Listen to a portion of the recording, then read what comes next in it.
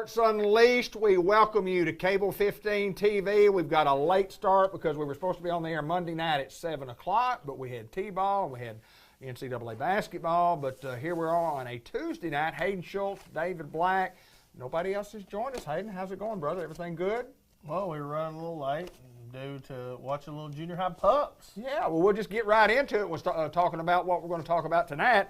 And the Bank of England Mortgage Company and the Village Mall brings you the post-game report. You say, what post-game report is there? We've got a great post-game report to talk about. And the pups and the Tuckerman Bulldogs, Junior Bulldogs, playing in a real exciting basketball game, an exciting baseball game. And for a junior high game, two quality teams playing. And it was an excellent 5-inning baseball game. Talk a little bit about it. Well, Ethan Norris comes in late into the game after Xander Kane did his part pitching. I thought Xander pitched a pretty good game.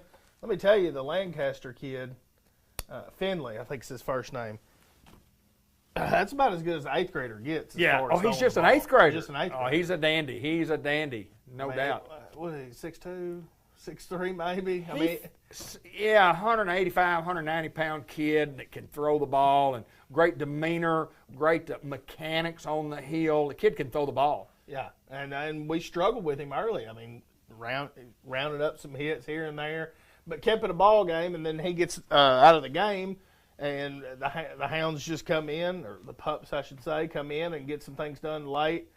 Ethan Norris leads off with a big single, and then Jack Sampson comes in with a big double to score. So, I mean, just a lot of momentum. They ended up scoring 4 in that last inning, and then Ethan comes out and punches out the game, 8-6 final. Lucas Salinas with a huge, long shot that I thought might have had a chance to even get out of the ballpark because he made the left fielder drift back, drove in a couple of runs, and then scored a run. Big hit in the baseball game for sure. Salinas is just one of those kids, and even Sam Nichols will talk about it. Big kid, strong, I mean, and can move. I mean, he's going to be a good offensive lineman. That's what I always look for when you see some of those guys on the, all right, who's going to play? The guy right there, the outside linebacker. Yes, sir. That's what I always look at, so. We're pretty excited to be able to go up there, and it's always a challenge when you go to Tuckerman and try to win up there. And even though it's a junior high baseball game, and you know we've been playing junior high baseball for just several years. It's not really certified by the Arkansas Activities Association, but let me tell you, we've got a good junior high baseball team. You got a lot of kids that play whose fathers are involved in. You got to have volunteer help. We've got a great coaching staff, and you think of Todd Norris, Billy Keedy, and I know Jeff Sampson, Adam Kane, all involved, and there may be some others. Johnny Henderson. Yeah, Johnny's involved in it, and those daddies have to give up their time, and they do that, for the goodness of our program and our kids, and it's paying off because we're struggling in senior high right now. But we've said this many years ago about help is on the way in football. Help is on the way in junior high. Yeah, for sure. Baseball speaking, I mean, you look out there, and every time you watch that junior high group, who's this kid? Yeah. There's another one, and then there's another one. There is potentially going to be 5 to 6 guys that move up and play next year as 9th graders. Right. I mean, are going to be solidified starters your everyday. I think Jack Sampson's as good as catcher as an 8th grader gets. I agree with you. I mean, just good, tough behind the plate, can hit the ball, put it in play. Ethan Norris, I mean, he can just play wherever you need him to. Jake Kitty's another guy. I was real impressed with the outfield. Talk about our outfield, yeah. Hayden Tarwater got him 2 fly balls, cutting down runners. I mean, just letting it fly out there. Little bitty guy, but got a strong arm. I mean, and you talk about Salinas, who played left field, coming up big at the plate, and then Chandler Reed, a move-in, kind of came into Newport. I think he's going to try out football, but had him a good little shot at home and ended up not getting out. But, I mean, it was on a line. I mean, you don't see a lot of that in junior high. Usually you hit it to the outfield, you tell your kid to tag up just to tag up, and you usually just score. I mean, any other circumstance. Well, Luke Reynolds, a 7th grader, playing third base for us, and then you can throw in a couple of 6th grade kids. When you're playing with 6th graders against 8th and 9th graders, it's tough, but DJ and Ryan both are pretty good little players that, in time are going to be great players. Yeah, I mean, help is on the way, like you said. I mean, you watch this group and you look out there and you got some 12-year-olds, you got some 13-year-olds. I mean, Jake Kitty just turned 14. I mean, you just look out there and you can just tell these guys are just going to get better because the fundamentals and everything that you work on when you're young are there, and then it all just becomes when you get bigger, a little bit stronger, a little bit faster, and then you put it all together. It's going to be a fun. And Tuckerman's got some guys They've that got are a great team, are yeah. going to move up. I mean, they've got a really good year this year going for them. They're going to graduate the Shannon kid, Jones. They're going to graduate some of those seniors. But they've got, I mean, I'm telling you, next 4 to 5 years is going to be some showdowns right here in Jackson County. Yeah, well, I totally It's going agree. to be some Grant Black and Chase Gates. Yeah, 1-0 There games. you go. There you go. Well, and Tuckerman, you're talking about a lot of pitching, guys that can hit the baseball. I mean, the Platt kid, David Platt. I mean, he's a big time pitcher, and you talk about Cameron. I mean, Cameron's just and Jaden both. You know, all three of those guys, basketball players, right into baseball, and don't get a lot of baseball playing and practice time. You know, other than a Sunday occasionally. And but they've got a good baseball team and a good program up there. And they're all left-handed. Left-handed throwers, and that's unique when your top three guys are all left-handed. And maybe somebody else is in their top four, whatever. But The King kid. yeah, there you go. Brian King's oldest Brian boy. King's boy, yeah.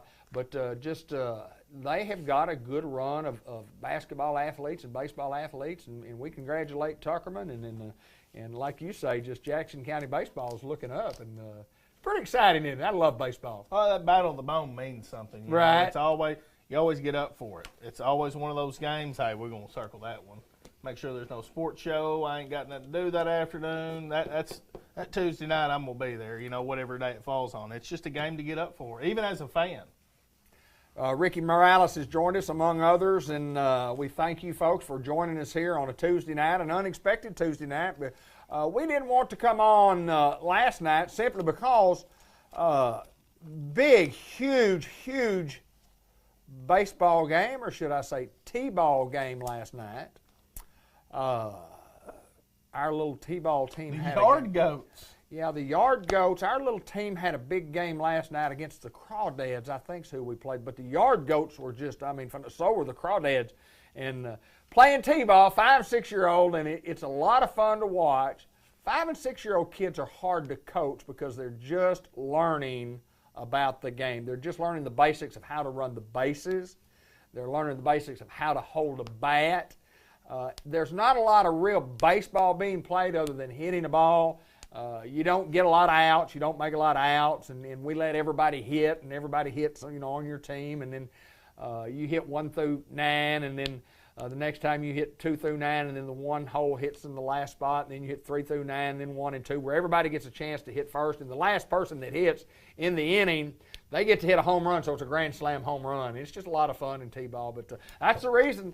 That was the big sports event. Was that the only sports event we had last night? It felt like it because Baylor ran Gonzaga out of the gym. We're going to talk about that in the Unity Health Harris Medical Center report, the national championship game between Baylor and Gonzaga. And we've been talking about it for the last several weeks and who we liked. And everybody liked Gonzaga. I always liked Baylor. I thought Baylor had a great team.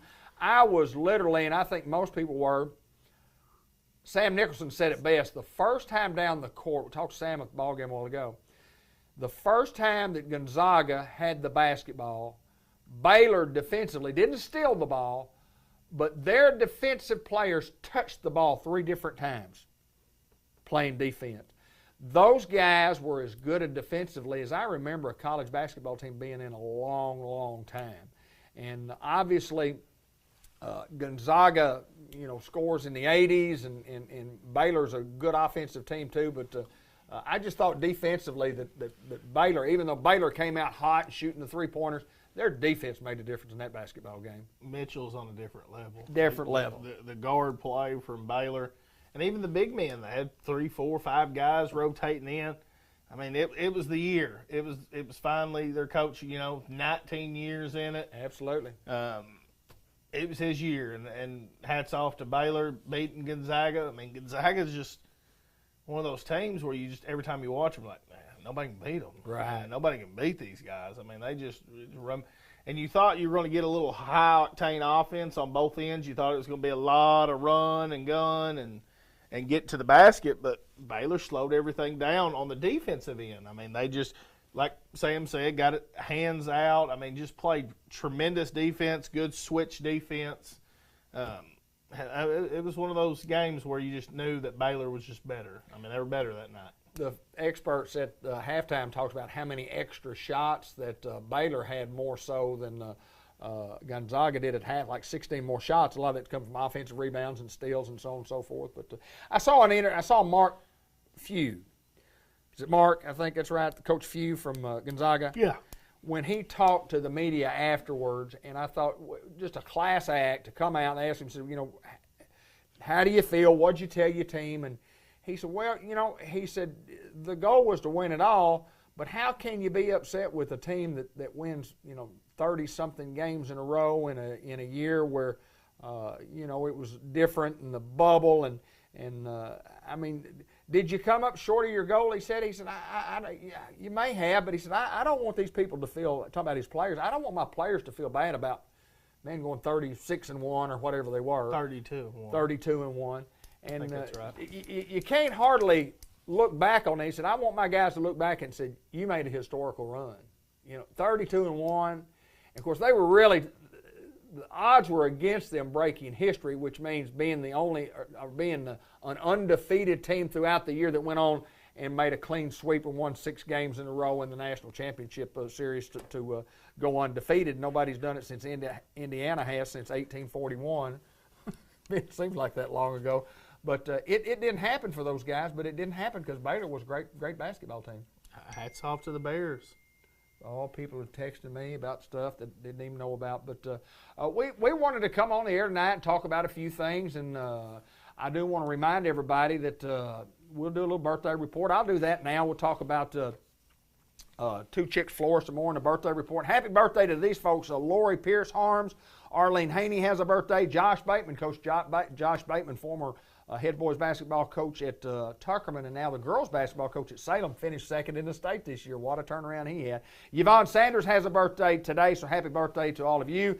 And then later on in the week, yesterday, Skip Delaney, Amy Foster McGuire had a birthday, Sarah Guffey Becker did. And then later on this week, Miss Martha Ray has a big birthday coming up. Herbert Lewis with a birthday.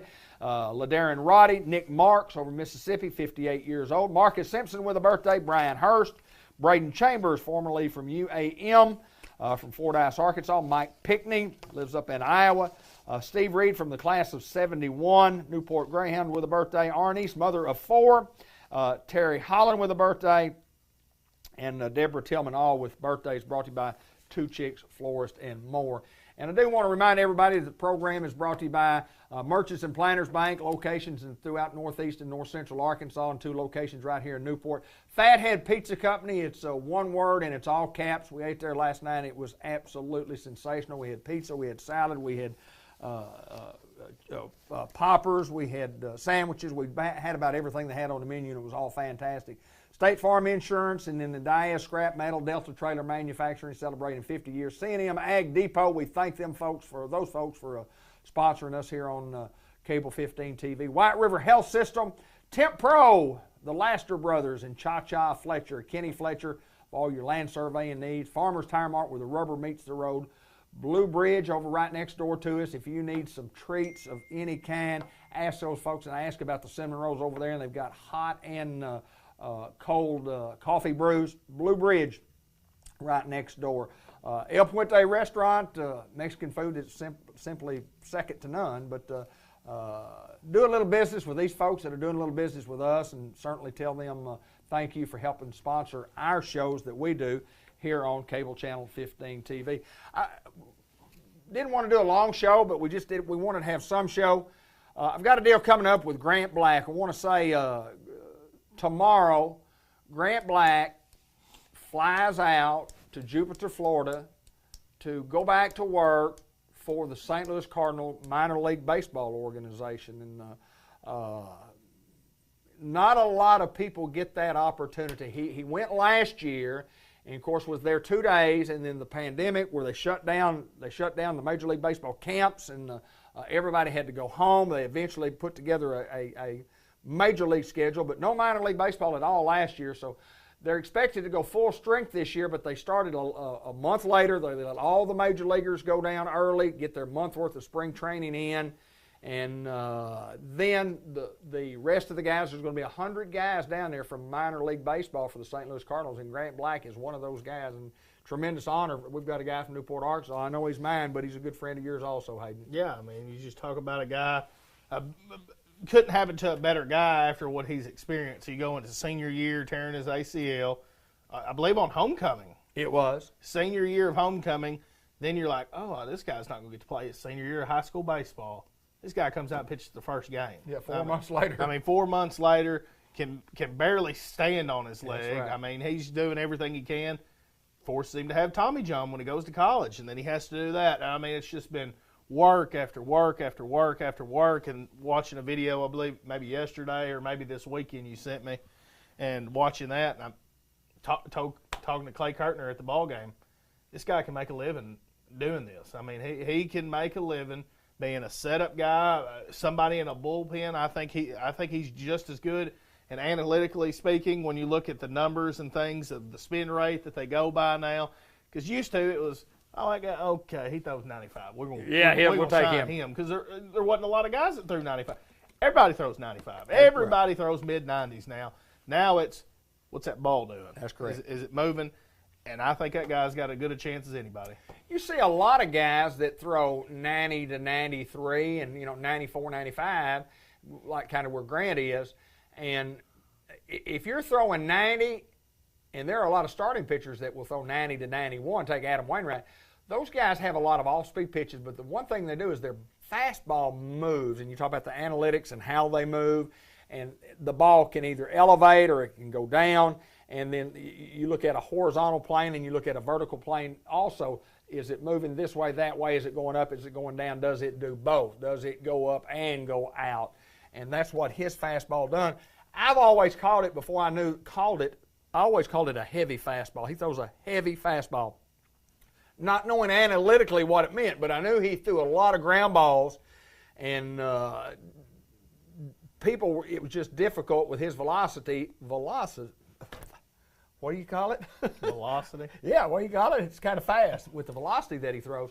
That he was hard to hit, but now he's worked with Dustin Mosley. He's worked with some other guys. Dustin, a former Major League baseball pitcher, and been training with Dustin for many, many years now. He's in the best shape that he's ever been in. He's throwing the ball better than he's ever thrown before. He'll get an opportunity to go down there to. You're going to have. He's not going to go pitch for the St. Louis Cardinals, the first month, or may not ever get to the St. Louis Cardinals. But I know this: he's got a chance because he's got a jersey, and he's always said. He said, as long as you give me a jersey, I got a chance. And I'm looking forward to what happens. He cannot be in any better shape. He's an older guy to be at the lower level of the minor leagues. He's 26 and be 27, and they got a lot of 18 and 19-year-old kids that are like him, that are what they call they look at the upside of these younger kids and where's he going to be when he gets 24, 25? Will he be a major leaguer? They don't keep anybody unless they think this guy's got a chance to go to the major leagues and pitch. And I have no idea where he'll start out. That'll be determined over the course of the next 30 days. Looking forward to it, Hayden. Looking forward to it. And good luck to you, Grant. Got to face Grant one time, and it was in a Kell tournament out here. Right. Junior ball versus senior ball. And we played high school. I was a ninth grader. He was a senior, and we scrimmaged almost every day. Right. And every game they had, it was Grant Black, Michael Reynolds. That was your captain. Right. And I always got on Grant's team, so I always had to face Michael. Never had to see Grant. Always seen Michael. And Michael, he's one of those. Oh yeah, one he of those could guys, throw it. He'd throw that curveball and hit you back foot, and you already swung. Yes, sir. But we played out here, and I had to pitch that game, and I mean we got thumped. But anyway, I got 3 by me, and I said, okay, this is on a different level. He's probably 16, maybe 17 at the time, and I'm 13. Right, yeah. I was like, yeah, this is not supposed to happen. So. He talks about facing Edward Pruitt and batting and pitching against Edward Pruitt because it's kind of like the same age difference. Yeah. And you get in there and you say, well, that guy's 4 years older than me, and I mean, he's a star pitcher on a high school team and star shortstop and hitter. And he said it was just the challenge that you like, and to play against some of the best. But we wish him the best. He flies out at 11 o'clock tomorrow morning to go to Jupiter, Florida, and y'all say a little prayer for him on his flight down there, and just wish him well. And I know he's mine, and I'm proud of both of my kids, proud of Ben just as much as I am of Grant. And but you just don't get the opportunity to say that you were in a major league organization and it happened to be the St. Louis Cardinals. I mean, that's what is so intriguing about all of it. But anyway, I'm excited for him, and we're going to end the show. We're going to get out of here early. We just wanted to come on and kind of give you an update about the NCAA and about Grant. And we're going to end it with the video that I did of Grant a year ago when he signed, a little over 13 months ago when he signed with the Cardinals. And until next time, for my good friend Hayden Schultz, I'm David Black. Go Hounds. Go Hounds.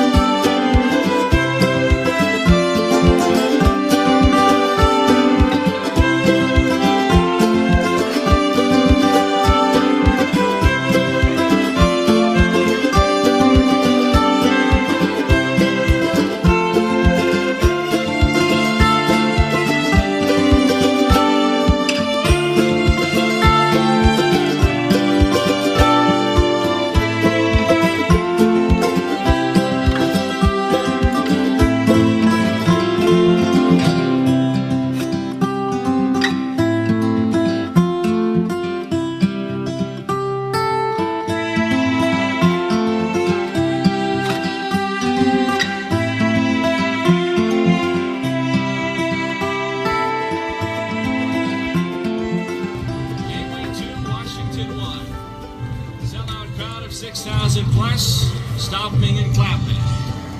2 outs, nobody on. 1 ball and 2 strikes on Fernandez. Tall right-hander Black stalks the mound. Settles back on the first base side of the rubber. Needs 1 more to bring the Grizzlies home. 1-2 pitch. Fernandez swings and misses, and that's a gateway winner. Back-to-back Black strikeouts in a 1-2-3 ninth inning.